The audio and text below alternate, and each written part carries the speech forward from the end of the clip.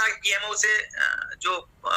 Result देखने को मिला है वो अच्छा है करके मैं सभी लोगों से अनुरोध करूंगा। उसको अभी आप एकदम 100% में 100% में ये मत जाइए कि हमारा काम हर कार्य पूर्ण रूपेण अंजाम तक पहुंच गया है। मैं आपको थोड़ा इसके पीछे के कुछ स्टोरी में जाता हूं, पीएमओ को जाने की जरूरत क्यों पड़ी। मैं पिछली बार मैंने 18 तारीख को लोगों से आह्वान किया था आप आइए दिल्ली पर, और मैंने किसी भी व्यक्ति को इस बात से सूचनार्थ नहीं किया कि माननीय केंद्रीय शिक्षा मंत्री धर्मेंद्र प्रधान जी को मैंने टाइम लिया हुआ है। मैंने किसी भी व्यक्ति को इस बात से अवगत नहीं कराया था। मैंने कहा था कि वहां पर जब भी जाते हैं हम, वहां के थोड़ा सा व्यवहार वगैरह थोड़ा उतना सहानुभूति पूर्वक नहीं होता था, और कई स्टाफ के लोगों ने भी मुझे इस बात से अवगत कराया कि आप भाई इतने 14 लाख की संख्या कहते हो, कहाँ है 14 लाख। मैंने ये लोगों को बताया था। मैंने 18 तारीख को अपने ट्विटर के माध्यम से भी लोगों को अवगत कराया कि माननीय शिक्षा मंत्री जी के आवास पर जाएंगे, हम वहां पर अपना अनुनय विनय करेंगे, प्रार्थना करेंगे कि हम आपके बच्चे हैं, हम इस देश के नागरिक हैं, तो आपने हमारी पीड़ा को समझते हुए और जो हमारे साथ हो रहे अन्याय है, जो प्रशासनिक त्रुटियों के कारण अन्याय हुआ है, उसका संज्ञान लीजिए और हमारे भविष्य के साथ जो खिलवाड़ हो रहा है उसको दूर कीजिए या उसका समाधान कीजिए। मैंने यही प्रार्थना की थी, तो लोग नहीं आए। फिर मैंने मुझे जब अधिकारियों के द्वारा उनके सामने भी मैंने यही प्रार्थना रखी कि महोदय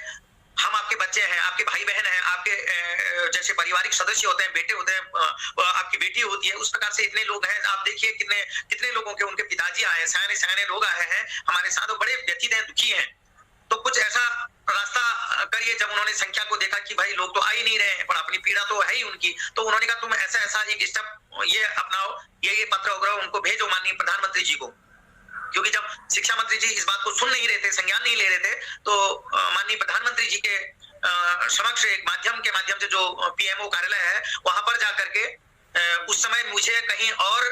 मेरी मीटिंग वगैरह नियत हुई थी,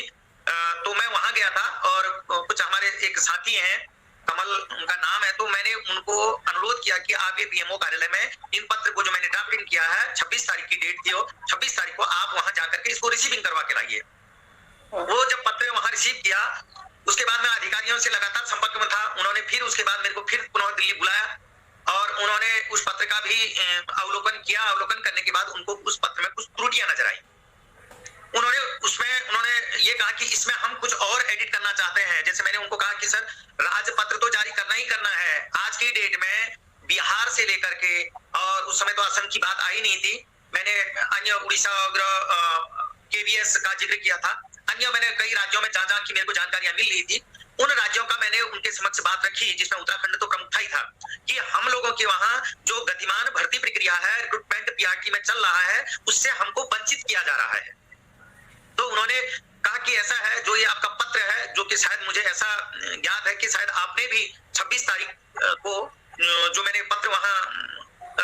पीएमओ कार्यालय में रिसीव करवाया था, वो शायद आपके चैनल पर भी प्रसारित हुआ था।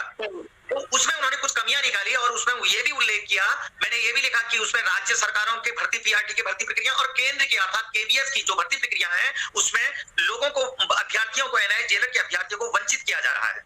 तो उस पत्र का उन्होंने संज्ञान लिया और वो अभी केंद्रीय शिक्षा मंत्रालय के उच्च अधिकारियों को नामित करते हुए प्रतिलिपि मुझे भी सूचनार्थ उसका कर रखा है और कहा गया इसका अवलोकन करके इसको जल्दी से जल्दी निस्तारित करें करके, ऐसा मुझे भी सूचनार्थ मेल द्वारा, अन्य माध्यमों द्वारा मेरे पास गया। मेरे से दूरभाष के माध्यम से भी उन्होंने ये अवगत कराया। मैं उस बात के लिए उनकी पूरे एनआईए जेलर परिवार की तरफ से भूरी भूरी प्रशंसा करता हूं। आशा करता हूं कि जिस प्रकार से अभी तक आपने सहयोग हमको दिया है और जो आपका 26 तारीख का मैंने पत्र बनवाया था, उस पत्र में कमियां निकाल करके आपने पुनः मुझे 29 तारीख को पत्र वहां प्रेषित करने के लिए कहा, जो कि 1 जनवरी को वहां प्रधानमंत्री कार्यालय में पहुंच चुका था। और बकायदा मैंने अपने ट्विटर में भी वो पत्र का कुछ अंश मैंने उस पर अपलोड किए हैं अपने ट्विटर पे। और एक जिस प्रकार से अपने बच्चे के प्रति सहानुभूति होती है, दया भावना होती है कि इनके साथ बुरा हो रहा है, अधिकारियों के द्वारा ऐसा सहानुभूति पूर्वक व्यवहार किया गया है, यद्यपि देखने का विषय वो कब तक इस सहानुभूति व्यवहार को बनाए रखते हैं। ईश्वर से प्रार्थना करता हूं कि सदैव हमारे साथ बने रहे, अंत तक हमारे इस कार्य को मुकाम तक पहुंचाए। पर अभी तक वो केंद्रीय शिक्षा मंत्रालय के उच्च अधिकारी के समक्ष वो पत्र जा चुका है और उनके द्वारा कहा भी जा रहा है कि हम उसका अवलोकन कर रहे हैं और उसमें जो भी सकारात्मक तुम्हारे लिए कार्रवाई होगी गजट के साथ साथ जो भर्ती में आपको वंचित किया जा रहा है उस भर्ती में भी आपको सम्मिलित किया जाए, क्योंकि यह त्रुटि आप लोगों के कारण नहीं हुई है, वह त्रुटि प्रशासनिक गलतियों के कारण हुई है, ऐसा उन्होंने भरोसा मुझे दिया है।